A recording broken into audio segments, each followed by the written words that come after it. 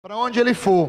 E esse jovem sempre, ele era cristão e sempre falava, agradecia o Senhor pela provisão na vida dele. E aí, uma certa situação, passaram, algumas coisas lá, e ele foi caçar com o filho do rei. E o filho do rei foi dar um tiro, e ele errou o tiro. E no que ele errou o tiro, ele acertou um garoto que estava passando. E ele foi chamado para a presença do rei, e ele falou: você não cuidou do meu filho, e por você não cuidar do meu filho, eu vou cortar um dos seus dedos. E ele pegou e cortou um dos dedos daquele servo, pegou e falou para ele: vou cortar o seu dedo, e eu quero te dizer algo, agora você acha que Deus é bom para você? Você perdeu um dos seus dedos. E ele, a hora que perdeu o dedo, ele falou: Senhor, o Senhor é bom, e faz coisas boas para a minha vida. E cortou o dedo dele.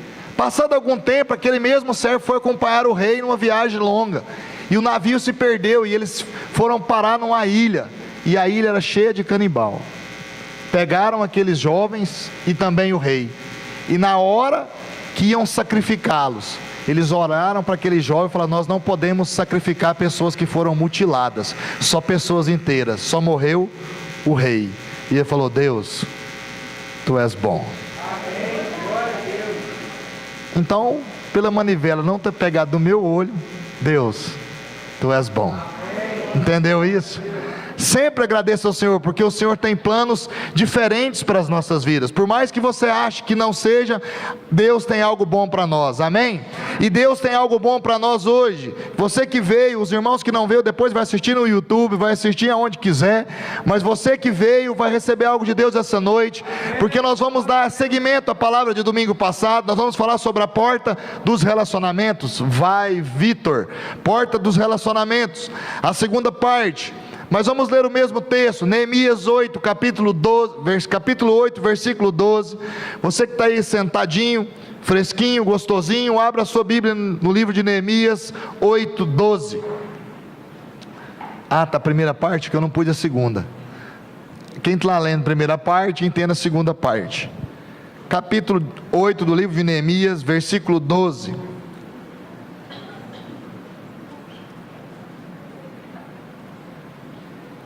Encontrou?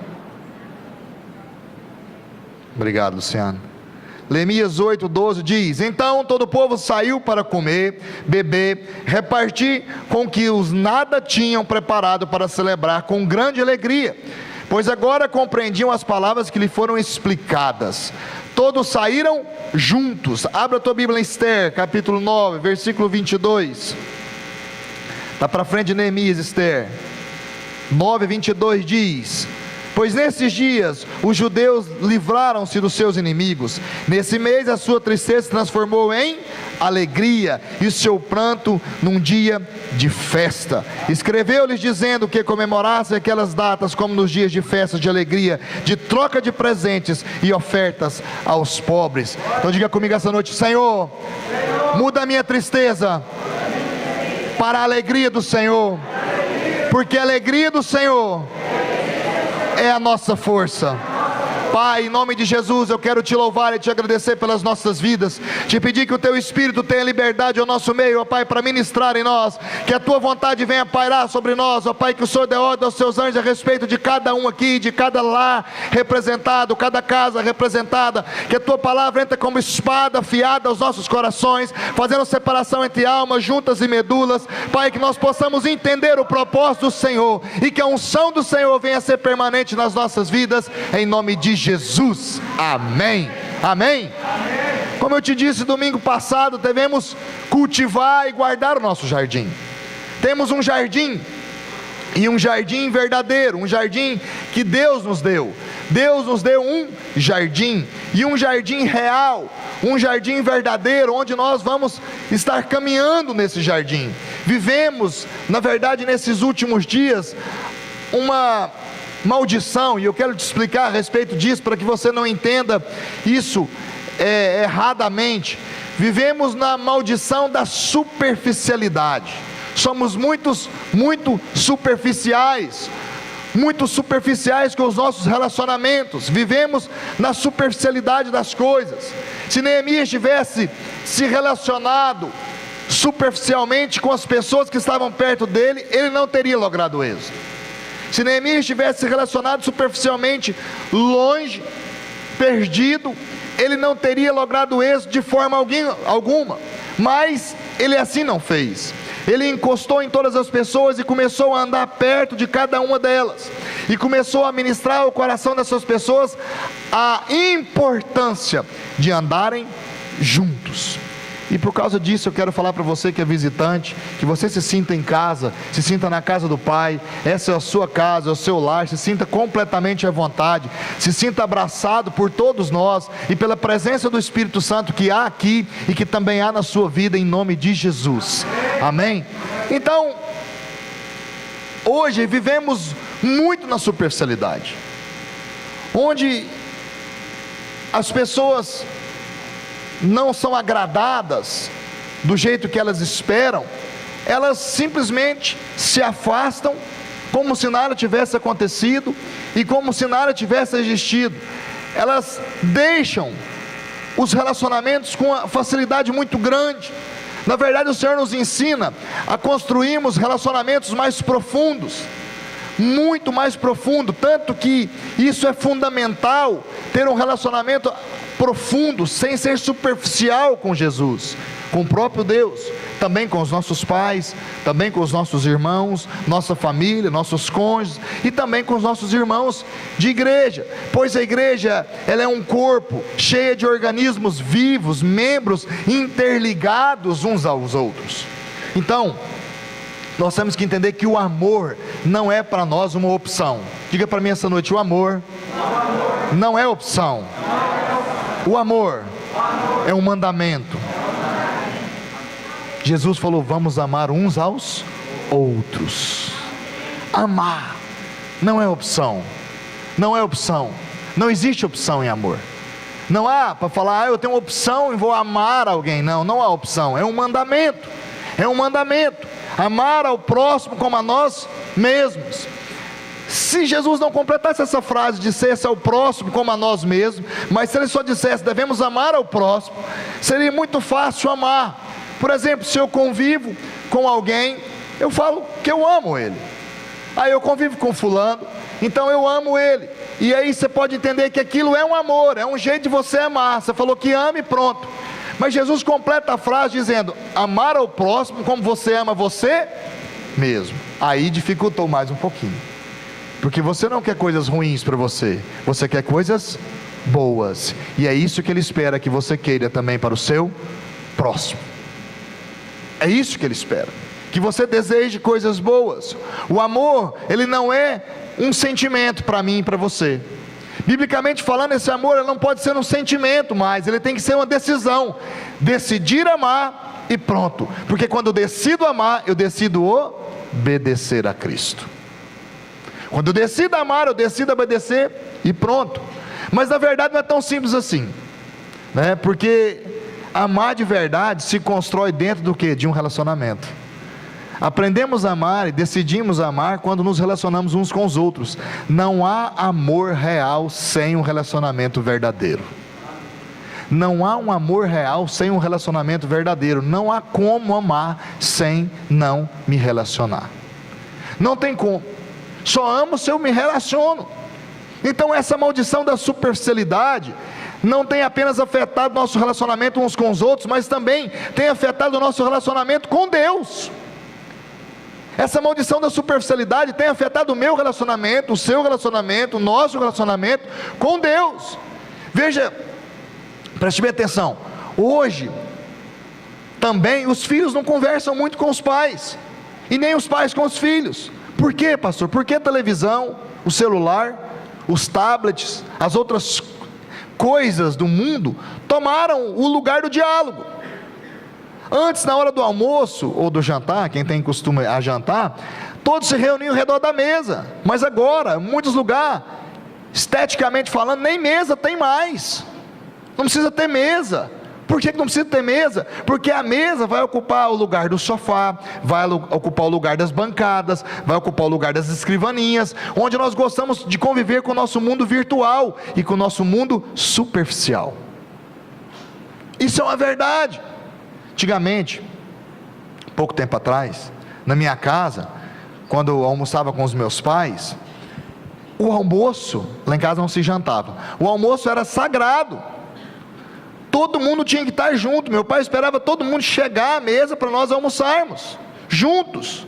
E na minha casa morava minha tia no fundo, morava outro tio também do outro lado, ele esperava todo mundo chegar, sentar à mesa, para almoçarmos juntos, para conversarmos, era um momento de conversarmos como família, não havia discussão. Se tivesse uma rusguinha, uma discussão ou outra, meu pai levantava e falava: depois termina esse assunto, nós estamos almoçando agora e vamos almoçar junto.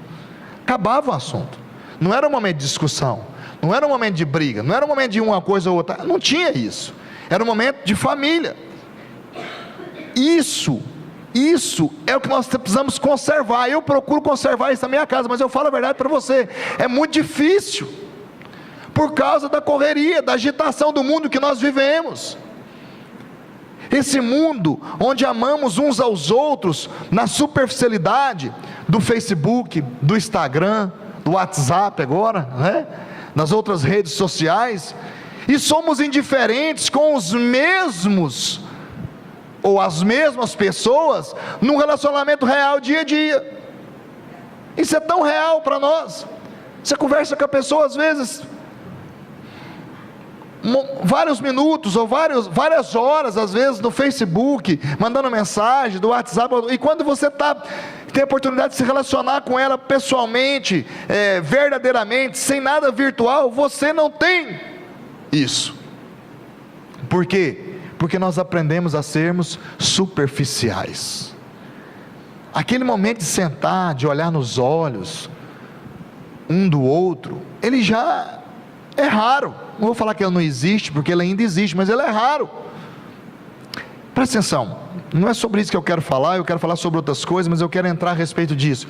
Gostamos muito de nos mostrar para todos, isso nas redes sociais, né? Gostamos de postar um monte de coisa, um monte de foto, um monte de lugar, um monte de coisa, e isso, até de um lado, pode ser bom, mas por outro lado, você perde a privacidade, você se torna mais superficial ainda. Não estou criticando aqui quem coloca foto, ou frase, ou palavra, ou qualquer lugar, não estou criticando isso, estou mostrando para mim e para você, o quanto nós somos superficiais nesse mundo, o quanto nós somos superficiais. Também não adianta nada você ficar colocando coisas bonitas, e coisas espirituais, nas suas páginas, se você não tem um real e verdadeiro relacionamento com Deus.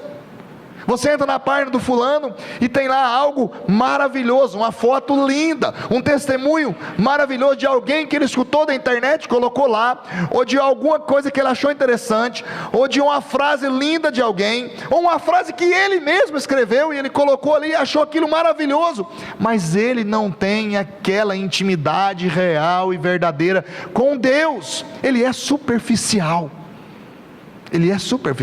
raso. Não tem, e isso é ruim. Ah, pastor, mas como? É porque você conhece a vida da pessoa, você sabe que não tem, pois os frutos dela mostram a árvore que ela é. É pelos frutos que nós vamos conhecer a árvore. Você vê várias coisas espirituais, mas na vida real, como ela está? Como é que está a vida real? Uma maquiagem gospel, né? Algo maquiado. Sabe como você se mede, ou como você mede um relacionamento com Deus? Como você mede o seu relacionamento em um relacionamento com Deus? Sabe qual a forma que você vai usar para isso? Pelas suas atitudes visíveis. Pois não adianta você ser o recordista de oração, se não tem um testemunho digno do tempo que você gasta orando. Que adianta você gastar 20 horas de oração, 2 horas de oração, 3 horas de oração, e você não dá o testemunho digno daquilo que você orou, visível, real, verdadeiro. Porque ser superficial é muito fácil, ser superficial é simples demais. Pessoas que não se relacionam bem com Deus também não se relacionam bem com outras pessoas. Pessoas que também não têm um relacionamento sadio com outras pessoas, eles não têm um relacionamento real com Deus. Não tem. Jesus mesmo falou: como é que você vai falar que ama? Uma parábola. Como é que vai falar que ama a Deus se você não ama o irmão que você convive, e que você vê, que você toca? Como? De que forma? Ah, mas eu amo. Ama de boca, ama superficial. Essa é uma das maldições que vivemos nessa época, a superficialidade dos relacionamentos. É tudo muito rápido, é tudo muito instantâneo, é tudo em cima e hoje, pronto. Você não consegue parar para orar, não consegue parar para falar com Deus. Uma pessoa, às vezes nós conversamos, ela falou para mim assim: não, pastor, eu não paro para orar, eu oro o tempo todo, mas eu oro andando, eu oro fazendo isso. Eu também oro assim, mas eu gosto de ter um tempo. Ele não precisa ser grande, ele só precisa ser de qualidade. Não é o determinado tempo, o tamanho do tempo, é a qualidade do tempo que você coloca. Precisa ter qualidade o seu tempo, uma qualidade de tempo. Então é tudo muito rápido. Então não para falar com Deus, não para ter um relacionamento sério com Ele. Depois fala: não, mas eu me relaciono bem com os meus filhos, eu me relaciono bem com a minha esposa, eu relaciono bem com meu esposo, com meus pais. Mentira. Pois se você não relaciona bem com Deus, nada vai se relacionar bem com você. É real. Ou só vai se relacionar bem quando as pessoas fazem o que você quer. Aí tá ótimo, porque quando as pessoas fazem o que você quer, aí tá tudo bem. Algumas pessoas domingo passado falaram: pastor, o senhor podia ter batido mais devagar. Mas você vai escutar essa. Se você achou que doeu, vai doer mais um pouquinho, porque tem que falar conosco. E essa palavra, quando eu preparei ela, o que o Espírito falou no meu coração foi para mim, porque tem que servir para mim. Ela tem que ser vida e rema na minha vida, ela tem que produzir vida em mim. E o que o Espírito ministrou em mim, e que muito tempo não havia feito, é que eu sonhei várias vezes com essa palavra depois da semana toda, e acordei chorando, porque Ele estava ministrando ao meu coração, a respeito de um relacionamento com Ele. Como está o nosso relacionamento com Deus, amado? O Evangelho não tem alcançado mais pessoas, ou não tem avançado tanto que ele deveria, por causa de pessoas assim, que não têm um relacionamento real com Deus. Infelizmente, mas é verdade. Essas pessoas que não têm um relacionamento real com Deus atrapalham o avançar do Evangelho, porque as outras pessoas olham e acham que é brincadeira o Evangelho, porque vê você como uma brincadeira. É algo simples, não é algo superficial. Esses não dão testemunho real de um relacionamento, até gostam, não é que não gostam, até gostam de usar palavras bonitas, orações grandes, frases de efeito, mas na hora do testemunho real, não dão, não vivem o que falam. A miséria que se vive hoje, é porque as pessoas abandonaram o caminho da cruz. A miséria que vivemos hoje, é porque as pessoas abandonaram o caminho do relacionamento real com Jesus, que nos leva à cruz. Elas não se relacionam com ninguém de verdade. Por quê? Porque vai doer em alguma área da vida dela. E eu já conheci pessoas que arrebentaram com o relacionamento, porque não viviam um relacionamento bom, que arrebentaram com a vida ministerial, tanto do esposo como da esposa, porque não tinham um relacionamento real com pessoas.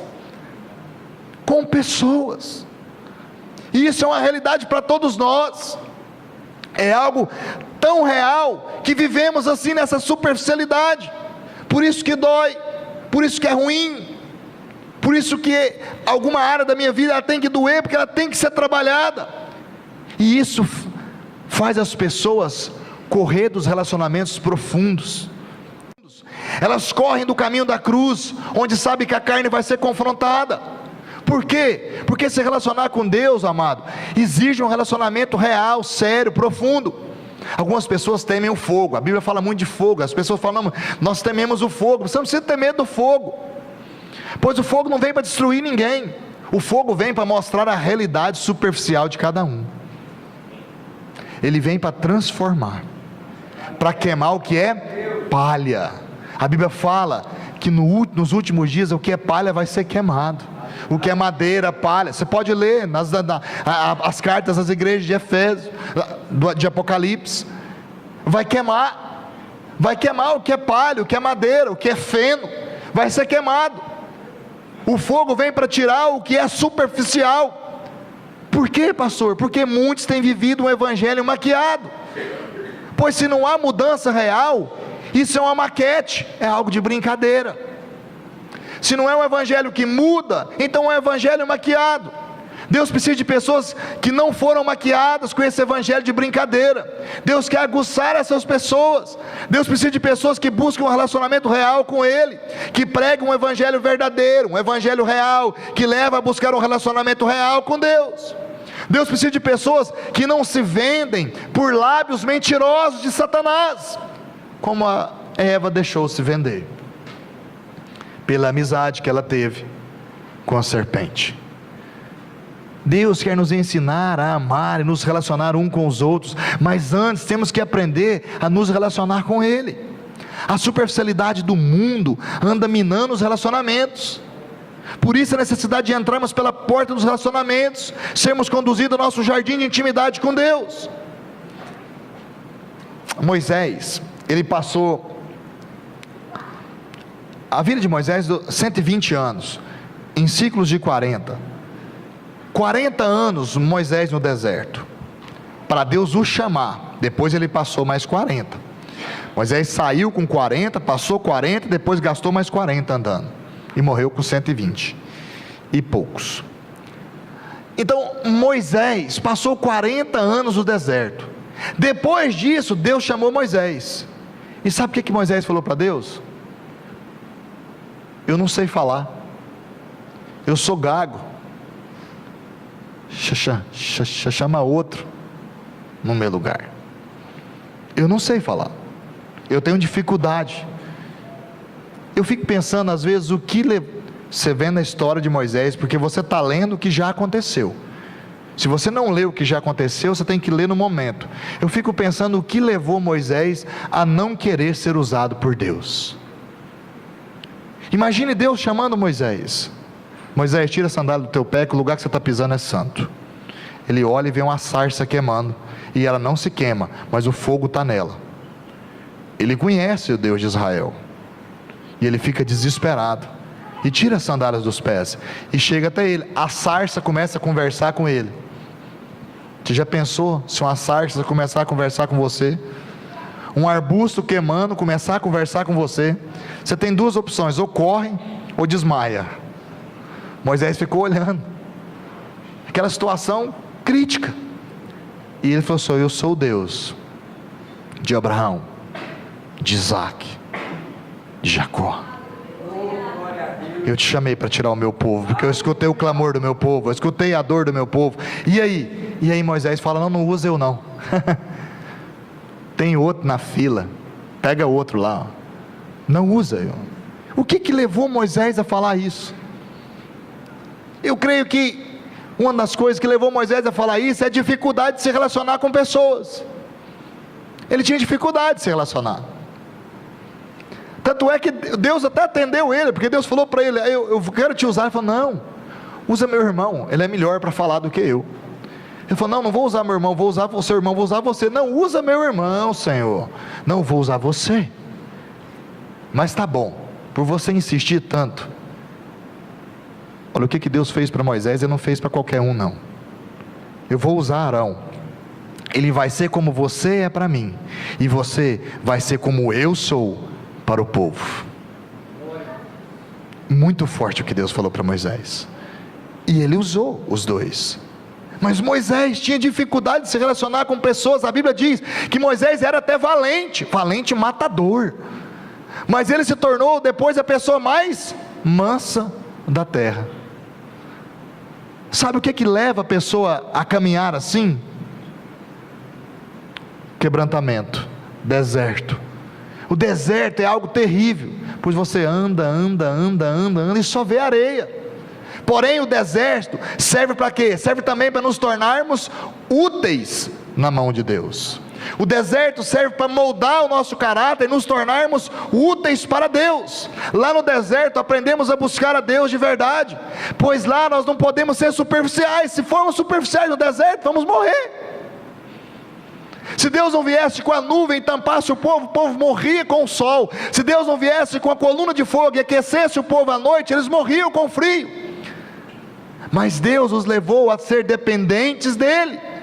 Lá aprendemos a nos humilhar, a depender de Deus em tudo. Moisés aprendeu a depender de Deus em todas as circunstâncias. Às vezes você não tem sido usado por Deus da maneira que você imaginava ou queria ser usado, mas isso não aconteceu ainda pelo fato de você não ter suportado a pressão até o fim. Deus não pode usar e não vai usar homens inteiros. Ele usa os quebrantados, partidos pela tribulação, partidos pela cruz. Ele usa homens que aprenderam a negar a si mesmo e a tomar o caminho da cruz. Ele usa homens diferentes, homens que querem um compromisso com Ele. Às vezes você quer ser usado por Deus, então aprenda a se relacionar com Ele, aprenda a se relacionar com seus irmãos. Deixe Deus trabalhar em sua vida. Pare de impedir a mão de Deus em sua vida. Deixe Ele ministrar em você da maneira dele. Abre o seu coração para Deus agir. Você não abre, não corre de Deus não, amado. Corre para Deus. Sempre, em qualquer situação, corre para Ele. Não fique pensando como Deus vai te levantar, pois Ele só levanta aqueles que se humilham. Que hora que Deus vai me levantar como um grande homem? Você está se humilhando diante da presença de Deus? Não estou, pastor. Então, meu amado, como é que você quer que Deus te levanta? Você ainda está em pé? Só quem se humilha vai ser exaltado. Abra a tua palavra num livro de um profeta muito interessante. Abre a tua palavra no livro de Oséias. Oséias. Quero ler um texto com vocês desse profeta. Oséias 14. Oséias capítulo 14, versículo 5 ao 7.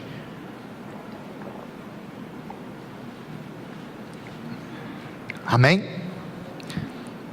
Oséias está no Velho Testamento, né? Você vai procurar no Novo, não vai dar certo.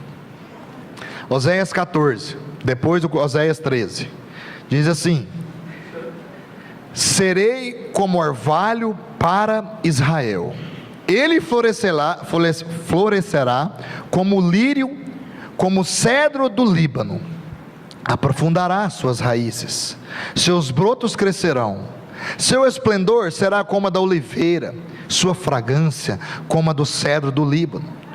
Os que habitavam a sua sombra voltarão, reviverão como o trigo, florescerão como a videira, e a fama de Israel será como o vinho do Líbano. Olha que interessante. Por 3 vezes ele usa a palavra Líbano aqui. Também fala que do Líbano há lírio, oliveira e videira, além dos cedros. A Bíblia fala que os cedros do Líbano eram uma madeira excelente, ela era uma madeira desejada, uma madeira diferente. Por quê? Porque a forma dela vigorar era algo formidável. Ela crescia em uma montanha, nas montanhas rochosas, montanhas altas. Suas raízes, elas não podiam ser superficiais, elas não tinham que ser raízes profundas. Elas cresciam em montanhas, e as raízes deveriam ser profundas para buscar o alimento necessário para ela ser uma árvore robusta. Porque lá na montanha, a força do vento era diferente da planície, era maior. Se as raízes forem superficiais, ou se as nossas raízes forem superficiais, você não vai suportar a pressão, você não vai se alimentar bem, pois você vai ficar no superficial, na rasura, e quando os ventos fortes soprarem, você vai cair. Quando a seca for mais intensa, e você não tiver profundidade de suas raízes, você vai morrer, porque não vai ter alimento, você não vai buscar o alimento necessário para a sua sobrevivência. Por isso, quando a Bíblia fala dos cedros do Líbano, ela está falando de algo forte, de algo vigoroso, de algo desejado, de algo de valor, e que não crescia em qualquer lugar, era uma madeira excelente, diferenciada. Mas aqui o profeta fala de 3 aspectos, também de uma vida de profundidade, e é isso que eu quero tratar com você essa noite. Brincadeira. Ela fala de um aspecto de profundidade, mas eu quero citar 3 aspectos rápido para você. O primeiro aspecto que ela fala é que nós temos que ser como os lírios. Olha para a pessoa do seu lado e fala: você é um lírio.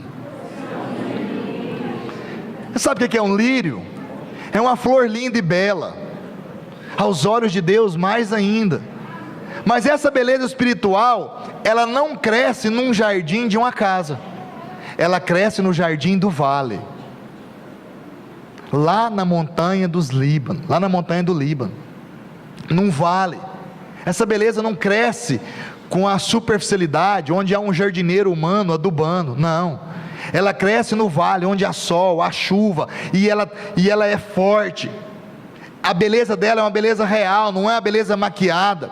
Isso fala de pessoas que aprenderam a conviver com Deus, aprenderam a suportar pressões, aprenderam a se relacionar com Deus, aprenderam a andar debaixo da direção de Deus, que passaram por tempestade, deram frutos sadios e não foram frutos maquiados. E isso fala de ser um lírio dado pelo Senhor. Deus quer pessoas que sejam trabalhadas por Ele. Deus não quer pessoas maquiadas para serem usadas por Ele. Nós gostamos muito de nos maquiar, temos uma aparência de espiritualidade.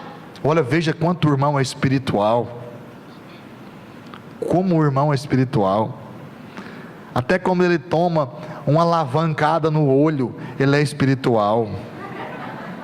Oh, glória a Deus. Você está achando, quando eu tomei essa alavanca no olho, eu não falei: Senhor, mas por quê? Aí eu fui descer para lavar o rosto no rio. Aí a hora que eu estava chegando, eu falei: Senhor, obrigado, porque não foi no meu olho. Eu entendi. Mas às vezes nós queremos ser muito espiritual, vivemos uma aparência maquiada, uma espiritualidade maquiada, onde não é verdade. Seja você mesmo, deixe Deus trabalhar de suas feridas, é lógico, nas suas dores, deixe Deus trabalhar. Quando Jesus estava prestes a ser levado pelos seus opressores, ele teve uma ceia particular com seus discípulos. Lá no capítulo, eu gosto do livro de João para tratar a respeito disso. João 13, Jesus chama os discípulos para irem para o cenáculo, prepara uma ceia para ele. Jesus usou naquele momento toda a sabedoria para passar para eles naquelas últimas horas.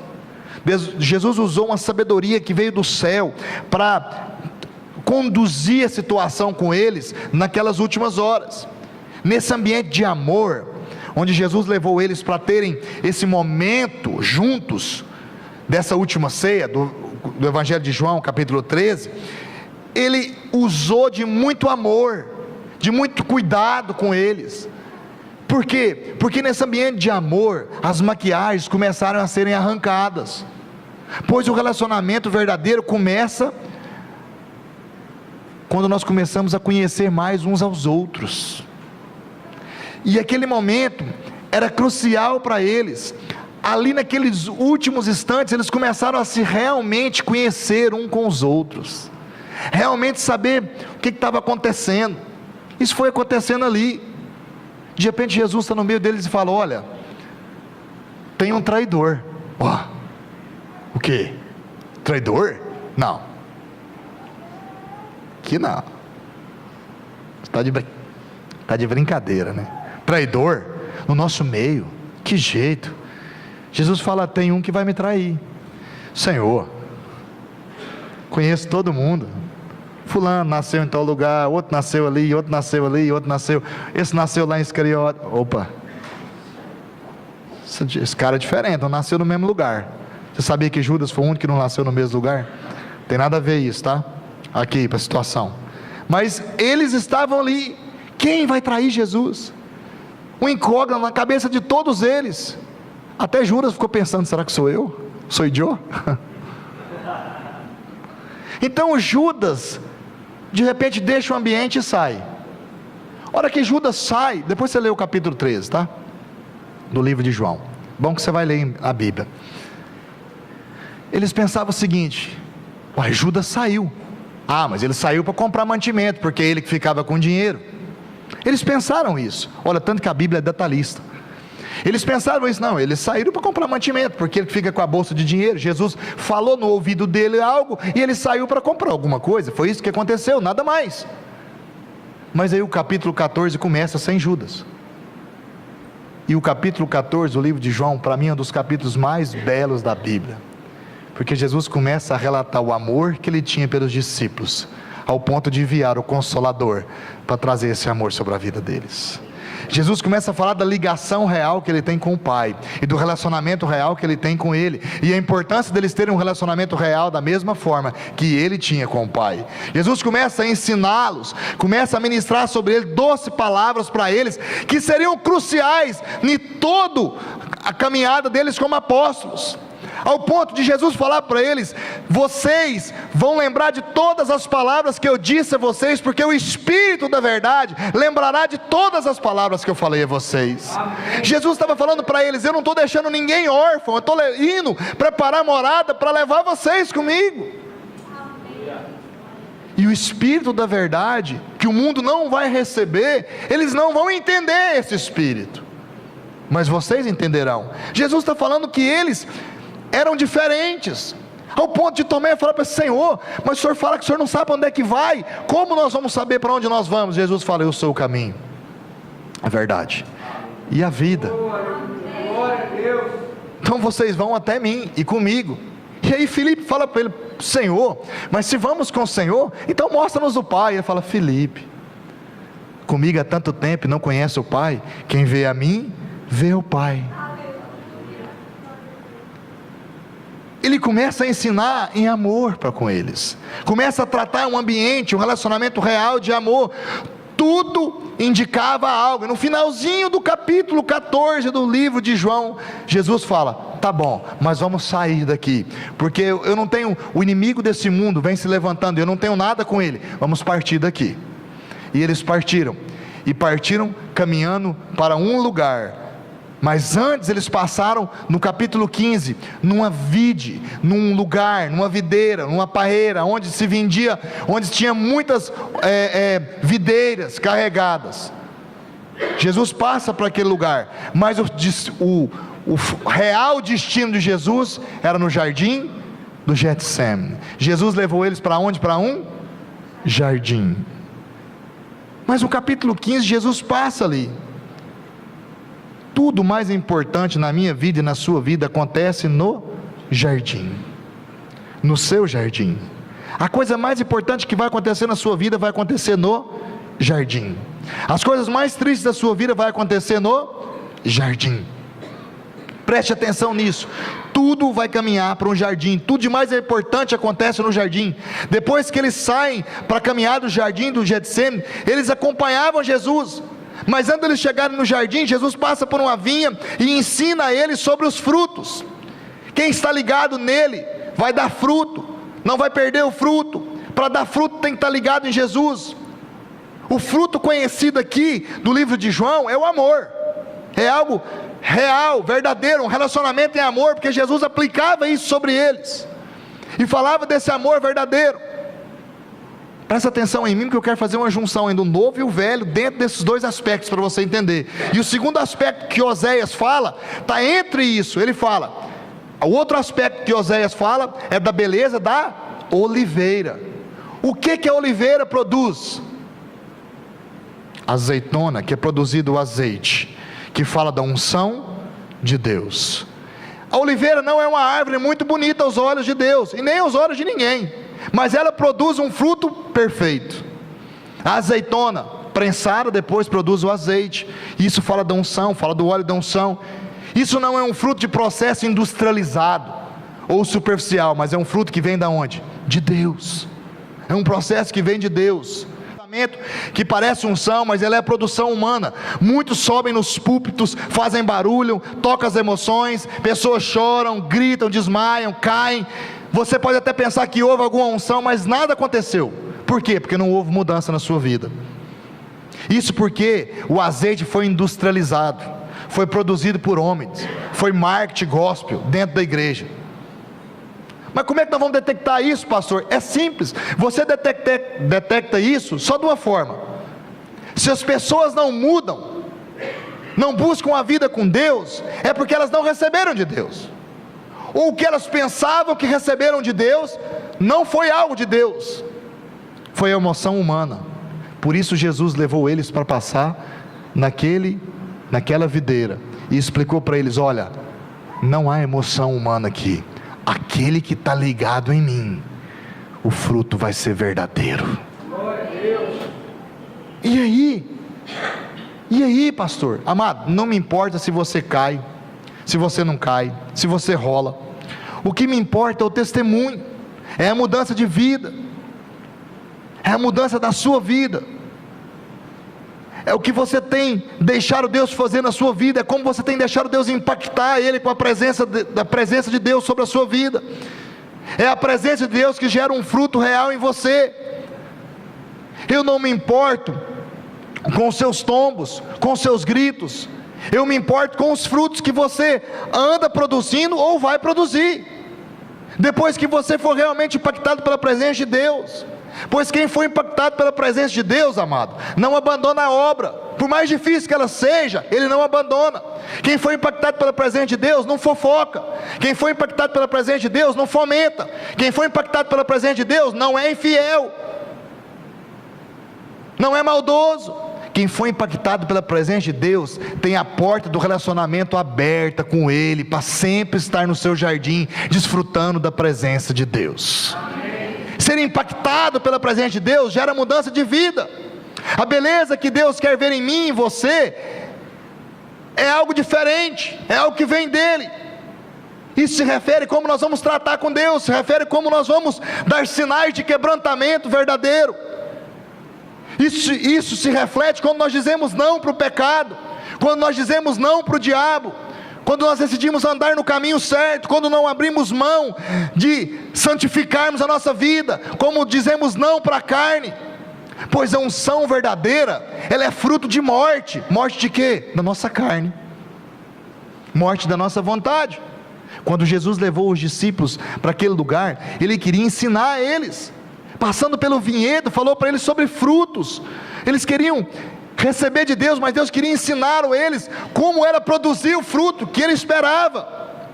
Pois o que Deus espera de nós, de mim, de você, é fruto, amado. Mas que fruto é esse, pastor?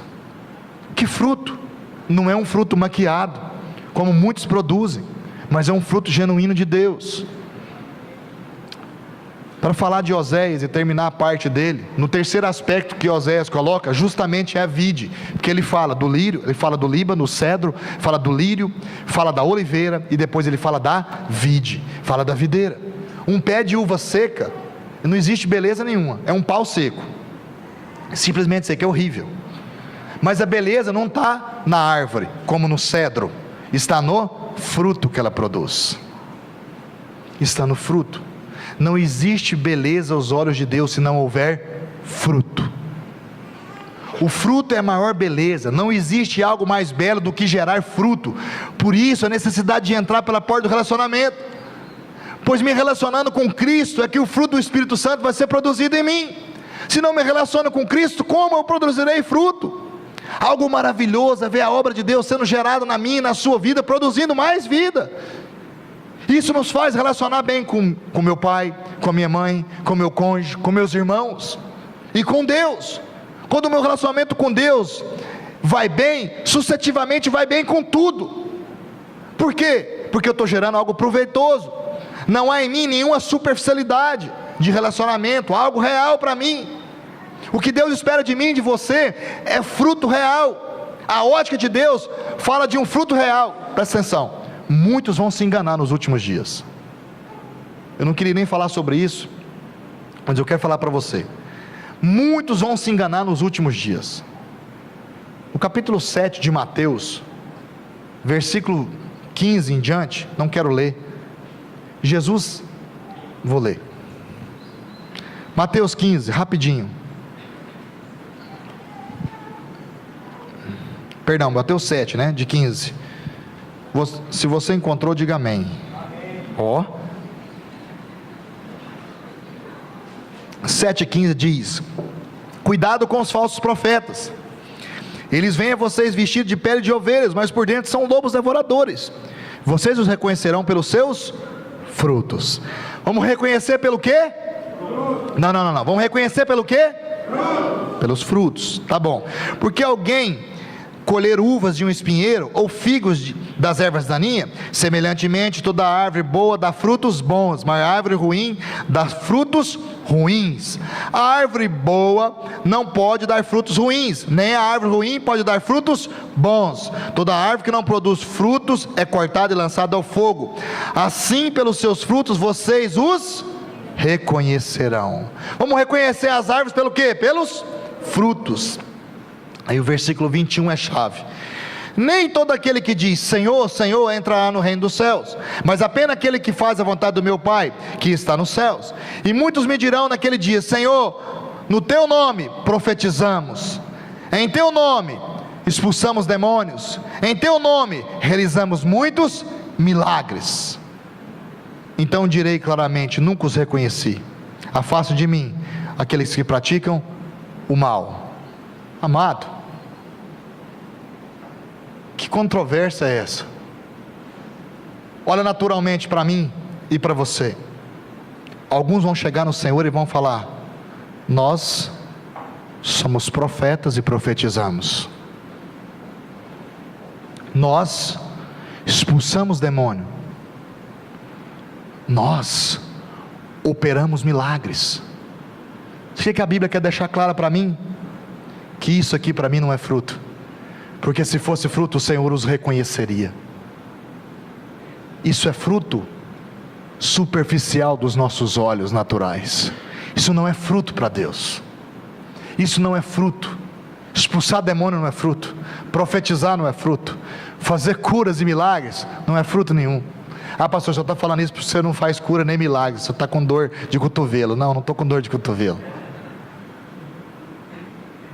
Não sou eu que faço milagre, é Jesus que faz. Ok? É o Senhor que faz. A vida, quem dá é o Senhor. E aqui o próprio Jesus falou: não conheço. Não conheço. Não estou dizendo que isso é errado, estou dizendo que isso não é fruto.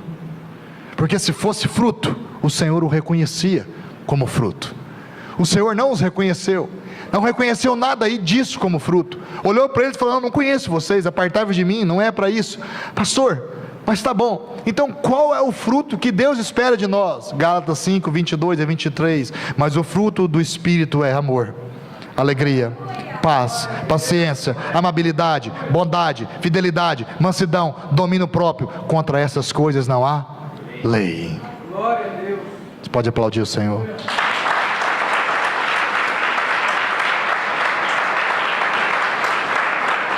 O que Deus espera de nós são esses frutos que são produzidos não por nós, mas pelo Espírito que habita em nós. O Pai procura adoradores que o adorem em espírito e em verdade. Não é frutos maquiados, não são frutos maquiados.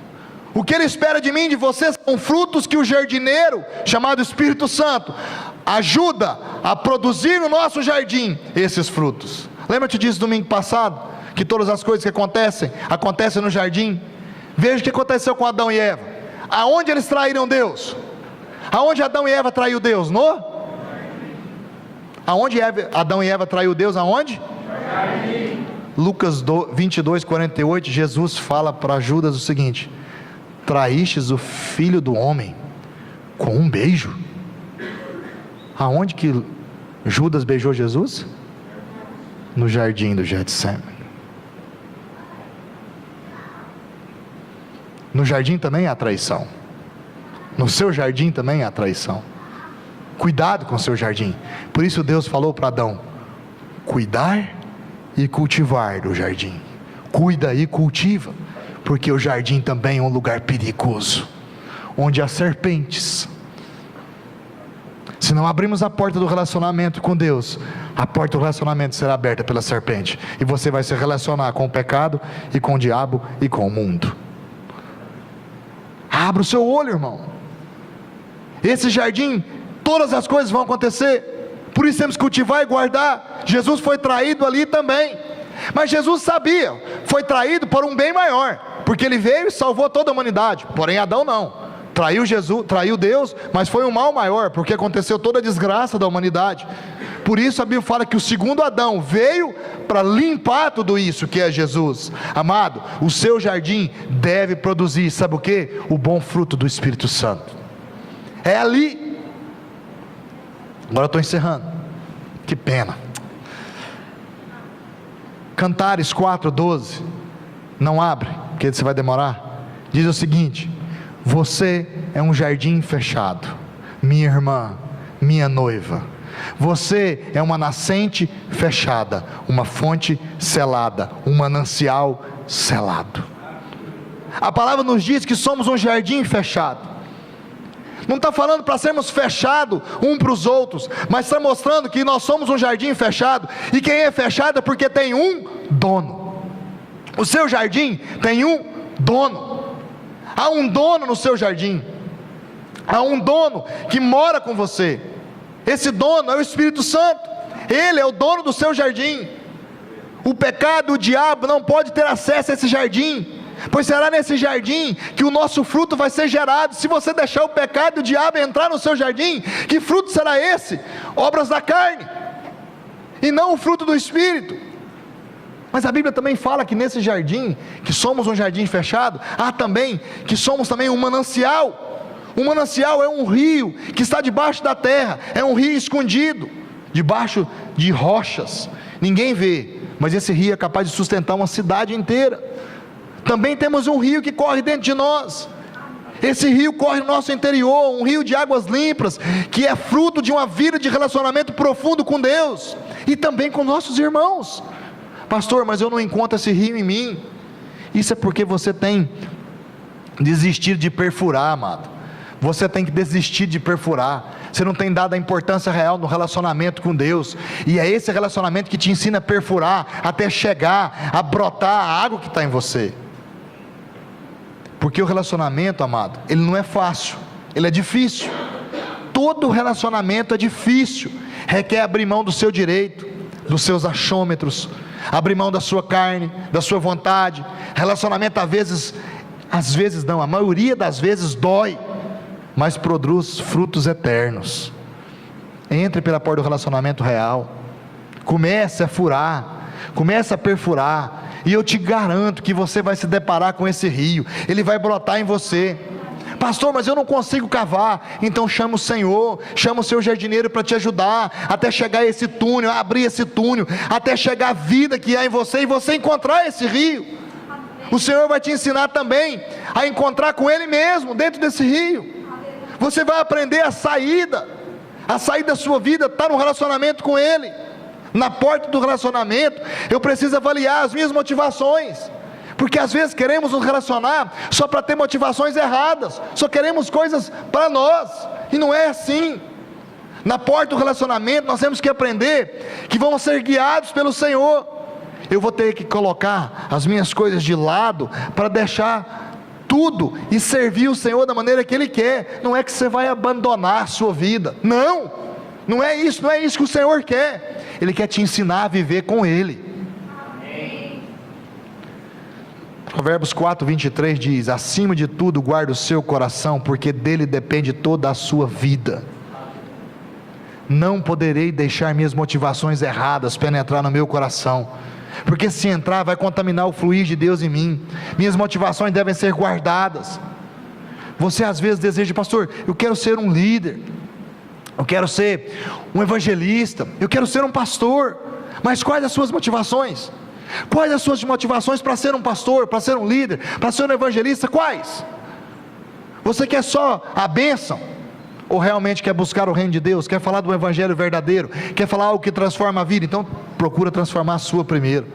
Sem relacionamento real com Deus, não iremos a lugar algum, e muito menos irá fluir o rio de Deus em nós.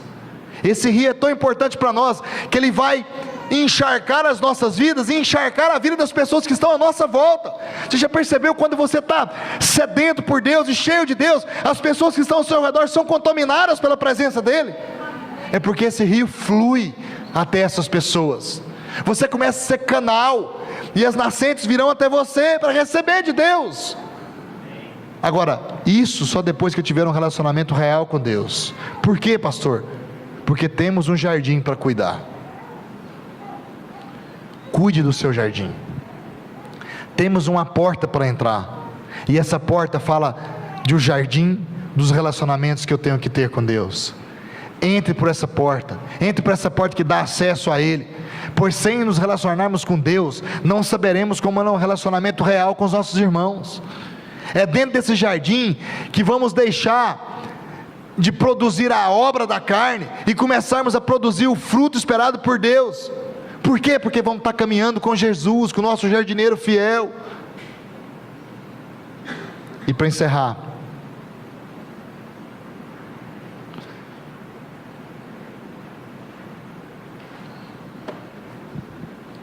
o que o Senhor diz lá no livro de João, não vou abrir mais para você não ficar preocupado.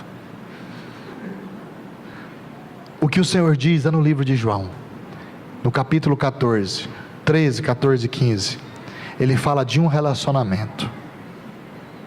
Aprenda essa noite a se relacionar com Deus. Não abandone a presença do Espírito Santo. Você já tem o jardineiro, Ele habita em você. Ele habita em você. O seu jardim precisa ser regado pela presença do jardineiro todos os dias. E quem abre esse momento para ser regado é você, quando você entra pela porta do relacionamento. Todos os dias o Senhor vinha ter com Adão. Todos os dias o Senhor espera para ter um momento com você. Não é um momento, não é grande, não precisa ser grande, é qualidade. Não precisa ser extenso, precisa ter qualidade o tempo que você tem que ter com Deus. Às vezes, tem pessoas que vão orar 2, 3, 4 horas. Tem pessoas que vão orar 5, 3, 2, 10 minutos. E vão atingir o ápice da presença de Deus. Porque eles já aprenderam o caminho do relacionamento. Porque eles já foram ensinados a isso. Porque eles já chegaram a isso. Não é o tempo que vai falar que você é ou não é, tem ou não tem um bom relacionamento com Deus. É a qualidade desse tempo. É como você faz.